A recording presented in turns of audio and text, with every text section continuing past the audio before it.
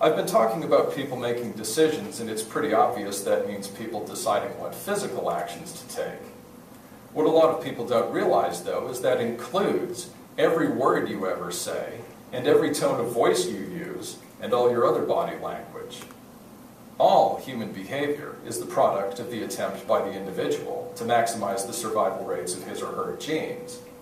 That means whenever you communicate with someone, you are attempting to change the other person's mental state to one that will be more consistent with the achievement of your goals. In theater, these are called units of intention. With every single line of dialogue in a movie, the character saying it has made at least one decision. The movie gets from its beginning to its end by lots and lots of little decisions. And that looks realistic because that's what people do in real life. Whenever you talk to anyone, subconsciously, you're always deciding the best things to say and the best ways to say them to try to reach your goals.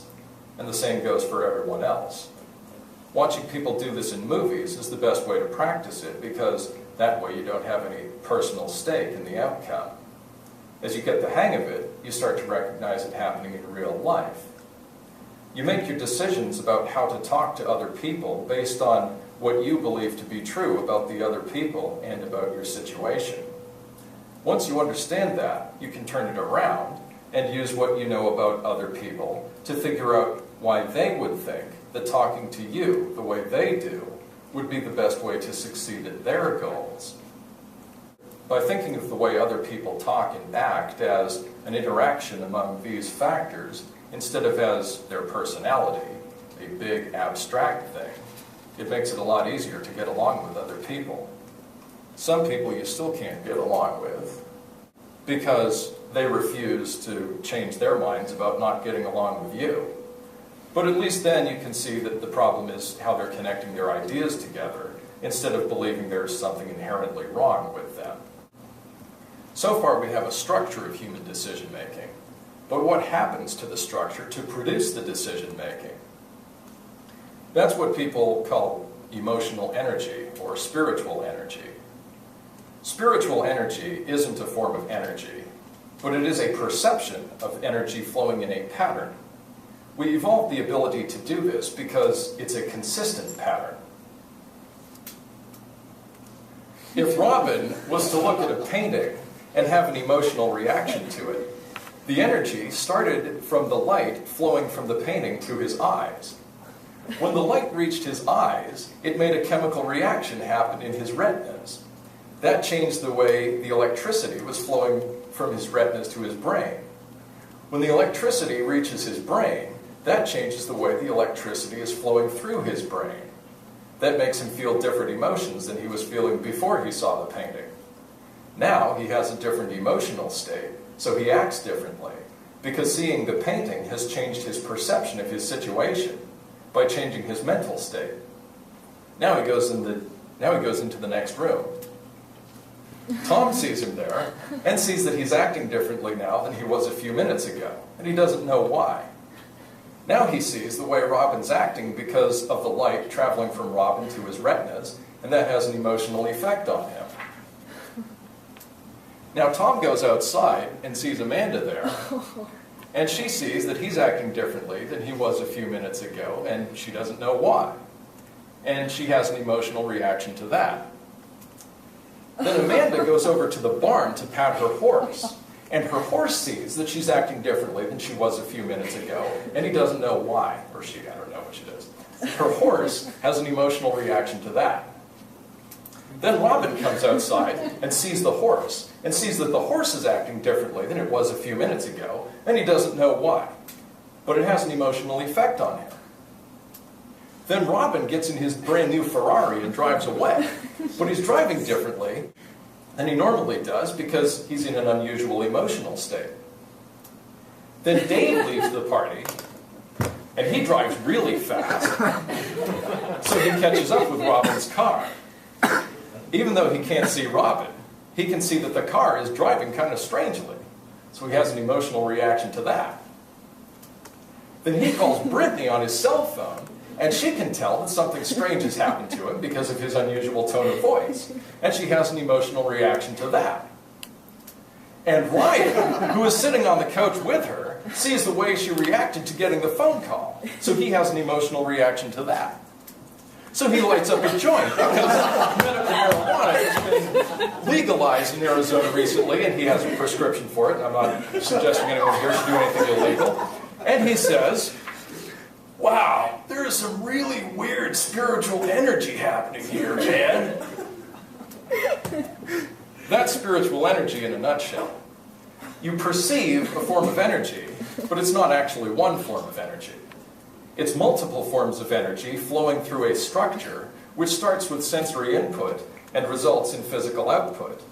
In this case, the light traveling from the painting to Robin's eyes led to sound waves coming out of Ryan's mouth. And that is why theater is a fine art.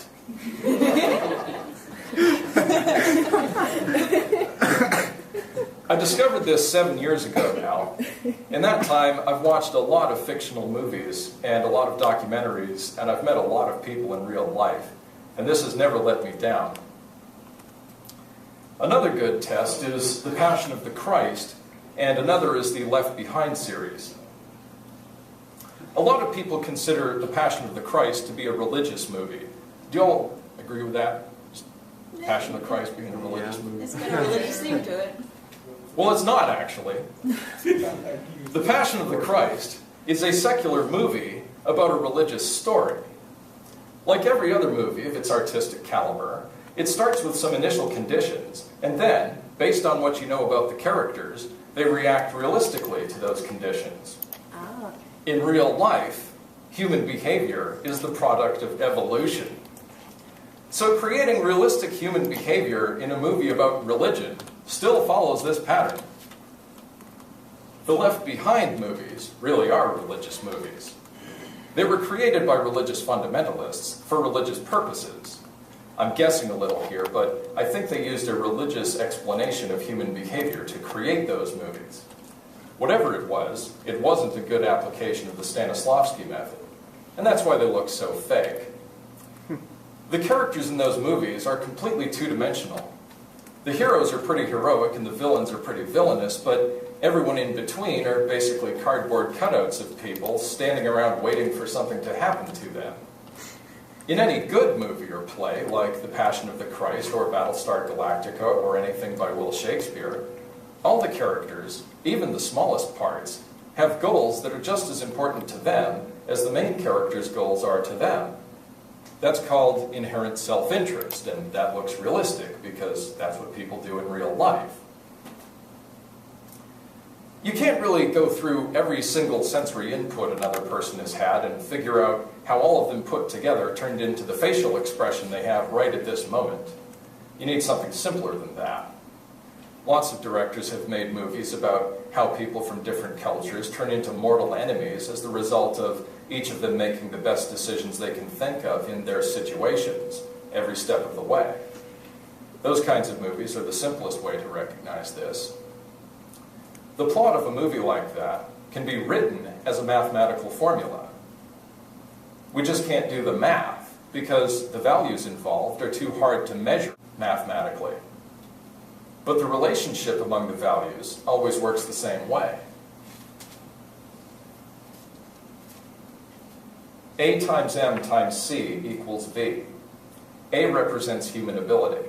Usually can be assumed to be a constant among groups of people, unless you're looking at two groups of people who have different abilities to see how their cultures develop differently, like differences in cultural development between deaf people and people who can hear.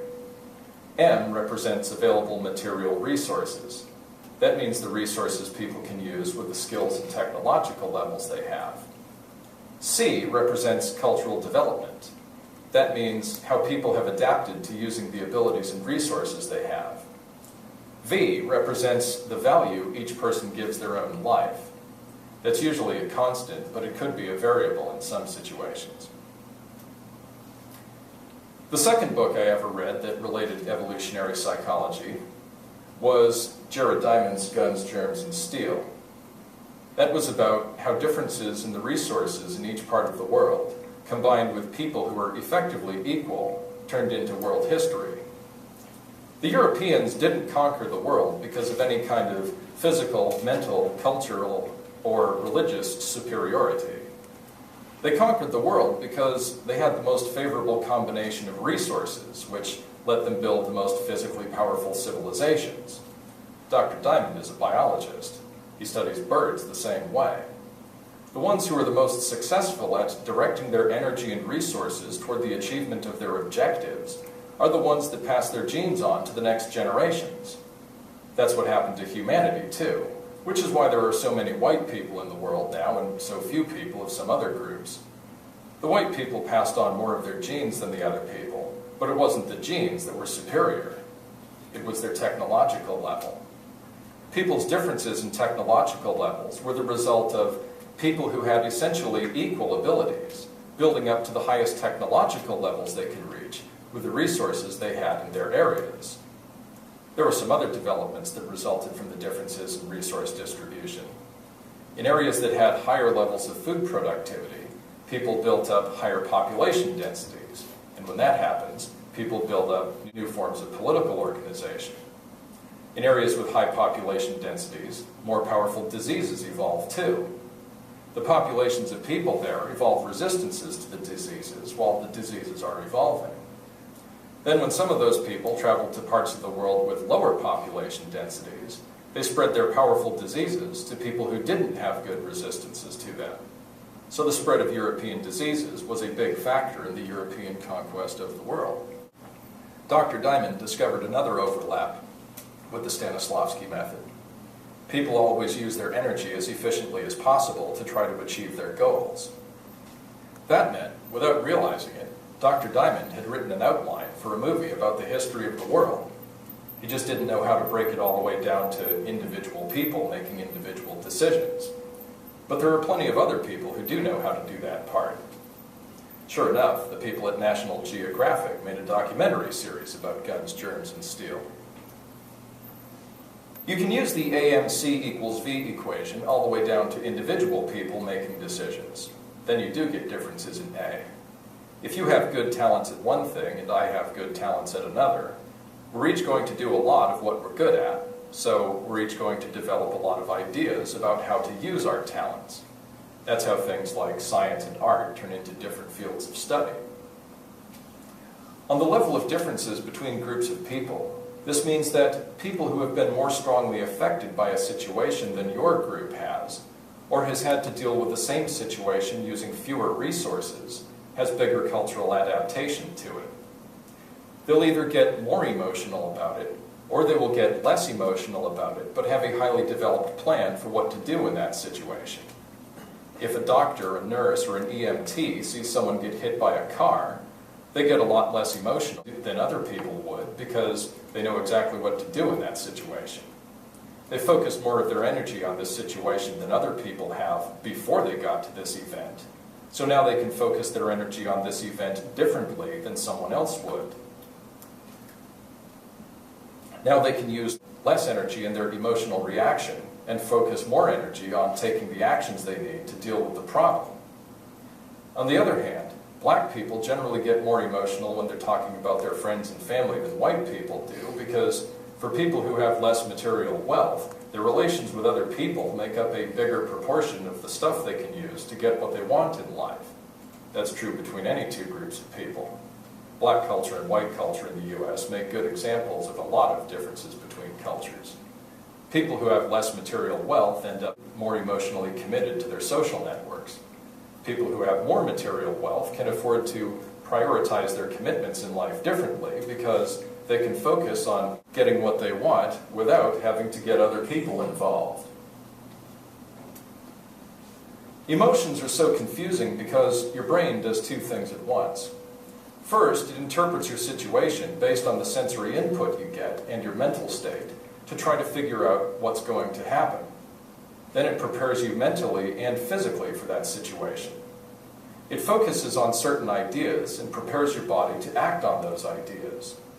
So a lot of times, people get into situations where they feel like they should do something, so they do it without realizing there were other choices they could have made. Spiritual development is stuff that changes your mental state, and that changes the decisions you make. Intentional spiritual development means finding ways to change your mental state into one that will change the decisions you make in ways that will make you more successful at your long-term goals. Now that we've figured this out, we don't need to start from scratch in developing secular culture. This is basically a universal language for listening to the stories and poetry that people write, and also the things people talk about.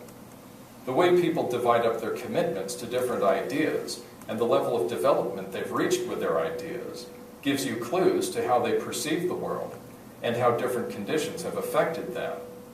Then just listen to people talk with the attitude that if you listen to them long enough, you will find an underlying pattern to the way they talk.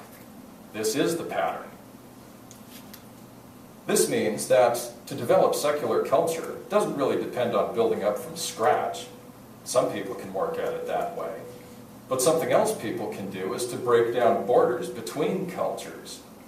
It doesn't need to be a secular culture right from the start. What it needs to be is a culture where people from different backgrounds respect each other. The more people of different backgrounds respect each other, the more secular the culture becomes, because this world and these scientific laws are what we have in common.